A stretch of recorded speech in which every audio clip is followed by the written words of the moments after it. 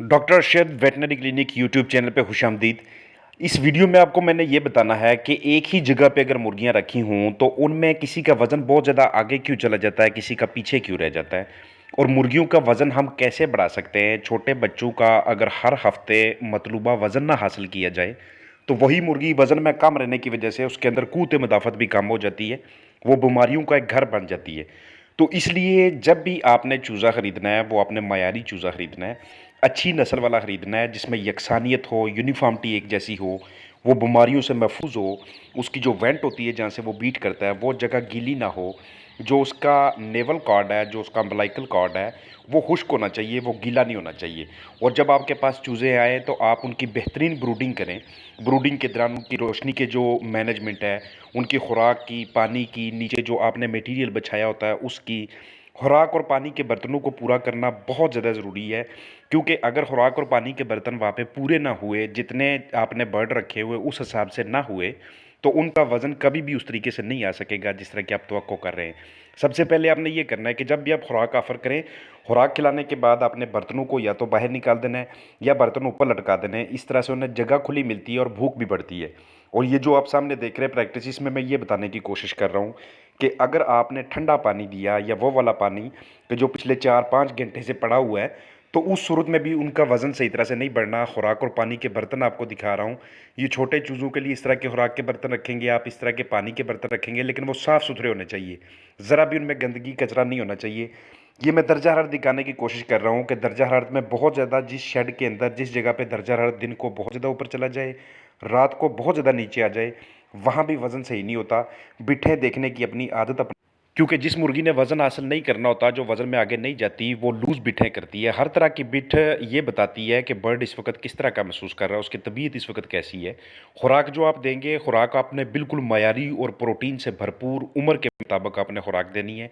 Shade के अंदर आप कुछ पिंजरे वगैरह लगाएँगे, कुछ इस तरह के मटीरियल रखेंगे कि वहाँ पे साँप, चूहे, न्योले ना आएँ। ये भी जब चीज़ें शेड के अंदर या आपकी मुर्गियों के पास आना शुरू हो जाते हैं, वज़न में बहुत मसला बनना शुरू हो जाता है। ये रोशनी में इसलिए आपको दिखा रहा हूँ बल्ब कि शेड में अगर ऐसा हुआ जिधर मुर्गियाँ आपने रखी हुई हैं कि एक जगह कम रोशनी है, दूसरी जगह ज़्यादा रोशनी है, तो तब भी वज़न में फ़र्क आ जाता है। और सारे शेड के अंदर जो नीचे आपने बरादा बिछाना है, हर जगह पे लाइट होनी चाहिए। जो जगह ज़्यादा अंधेरी होगी वहाँ पे मुर्गी जो है ना काफ़ी देर रुकना शुरू कर देगी, वो कुड़ुक होना शुरू हो जाएगी। आप उनको वज़न बढ़ाने के लिए कोई भी ऐसा मटेरियल इस्तेमाल करें जो कि उनके जिगर की सलाहियत को बढ़ाए। ये इसलिए मैं आपको सामने टोनी लीवर दिखा रहा हूँ। इसके अलावा आप खुराक के अंदर उन्हें लाइमस्टोन, जो कि पिछली वीडियोज़ में मैंने बताया था, लाइमस्टोन अगर आप खुराक के साथ उन्हें मिक्स करके देते हैं तो इससे भी उनका वज़न बेहतर तरीके से बढ़ना शुरू हो जाता है। उनके मसल्स, उनके पट्ठे बनना शुरू हो जाते हैं। इसकी मिक्सिंग का तरीकाकार मैं आपको सामने दिखा रहा हूँ। इसको अपने बिल्कुल बाकायदा तरीके से, ये एक सैंपल के तौर पे है, बाकायदा तरीके से आपने इसकी मिक्सिंग करनी है अच्छी तरह से। उसके बाद आप अपने बर्ड्स के सामने ये रखेंगे तो आपको बेहतर नताइज मिलना शुरू हो जाएंगे।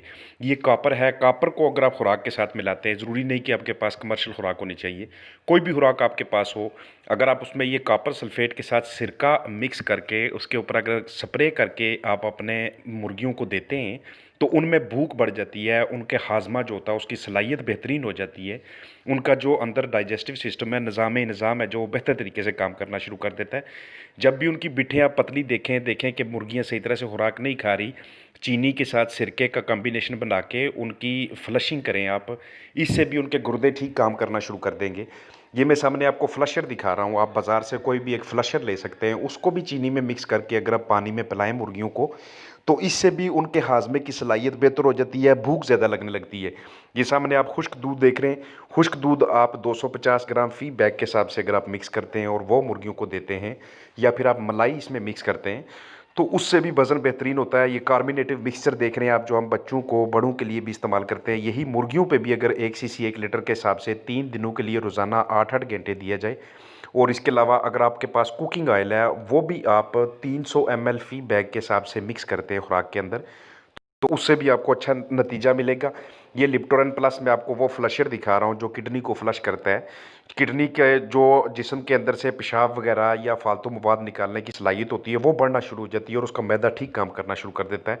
इसके अलावा आप दही को खुराक के अंदर मिक्स करके भी अच्छे नताइज ले सकते हैं, उनकी भूख बढ़ा सकते हैं, मुर्गियों का वज़न बढ़ा सकते हैं, जितना कि आप तवक्को कर रहे हैं। ये सारी चीज़ें मैं आपको सामने की जानब दिखा रहा हूँ। सिरका, कार्बोनेटिव मिक्सचर, कॉपर सल्फेट, दही, खुश्क दूध, चीनी, फ्लशर, लाइमस्टोन, ये सारी चीज़ें आप एकदम ये सारी चीज़ें बिल्कुल नहीं इस्तेमाल करनी। ये सारी चीज़ें आप वक्तन-फ़ौक्तन इस्तेमाल करेंगे, एक वक़्त पे एक चीज़ का कोर्स करेंगे। इसके अलावा अगर आप एंटीबायोटिक्स इस्तेमाल करते हो या फ्लशिंग करते हो या वैक्सीन करते हो, उसके बाद बर्ड स्ट्रेस में आ जाता है, उसको स्ट्रेस करने के लिए आपको उसे बेहतरीन माहौल देना पड़ता है। अच्छी ब्रूडिंग के बाद खुराक और पानी के बर्तन पूरे करने के बाद आपने उन्हें मतवाज़न जगह देनी है, मुनासिब जगह देनी है और वक्त के साथ साथ जगह को आस्ता आस्ता खोलते जाना है, एक ही जगह पे नहीं रुकना। ग्रेडिंग जारी रखें आप, उसमें छोटी मुर्गी अलग करें, बड़ी मुर्गी अलग करें। मयारी खुराक देने के बाद जो रोशनी होती है, जो सनलाइट होती है, वो दिन की सनलाइट ज़्यादा से ज़्यादा कोशिश करें कि अंदर की जानब काबू हो। वो जो बर्ड आपका प्रोडक्शन नहीं दे रहा, जिस बर्ड को आप बेहतर महसूस नहीं कर रहे, उसको या तो आप ज़बह कर दें या उसको कल कर दें, उसको सेल कर दें। खुराक वो वाली देनी है जिसमें प्रोटीन का सोर्स बहुत बेहतरीन हो। खुराक की किल्लत जब भी होगी, अफाका आप उनको देंगे, मुर्गियों का वज़न नहीं बढ़ेगा। पानी की बार बार आपने तब्दीली करनी है, ख़ास तौर पर आज के मौसम में इसकी ज़्यादा ज़रूरत है। किसी भी किस्म के तनाव से आपने अपनी मुर्गियों को आज़ाद रखना है। बीमारियां चाहे वो वायरल हों या बैक्टीरिया हों या आपकी मैनेजमेंट की वजह से हों, उनसे आपने मुर्गियों को महफूज रखना है। जब भी आप टीका लगाते हैं, चाहे आप कोई एंटीबायोटिक देते हैं या कोई वैक्सीन करते हैं, उसके बाद मुर्गियां तनाव में आ जाती हैं।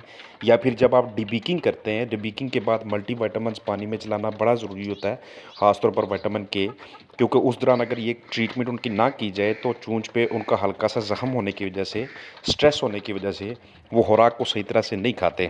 बर्तन आपने हर हाल में ऊपर रखने।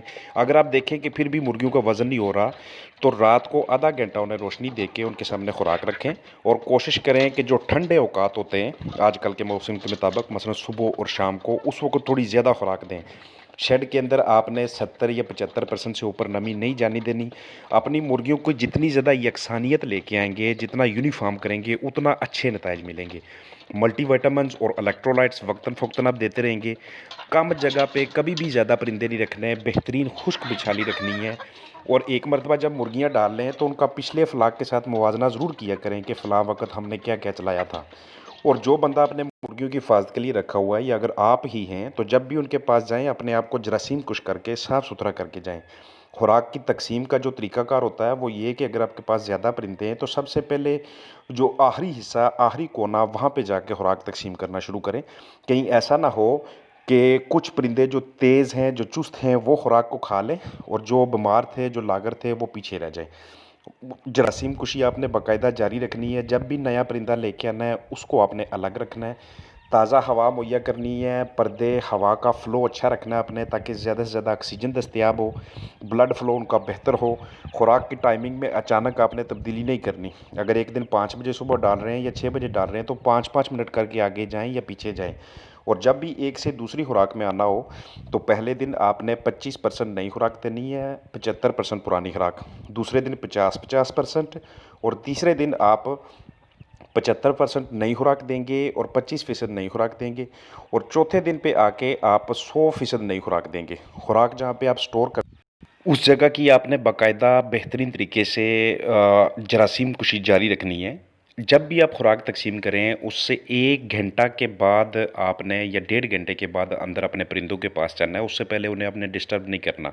इसके अलावा बार बार आप चक्कर लगा सकते हैं जब आपका दिल करे, जब आप ज़रूरी समझें।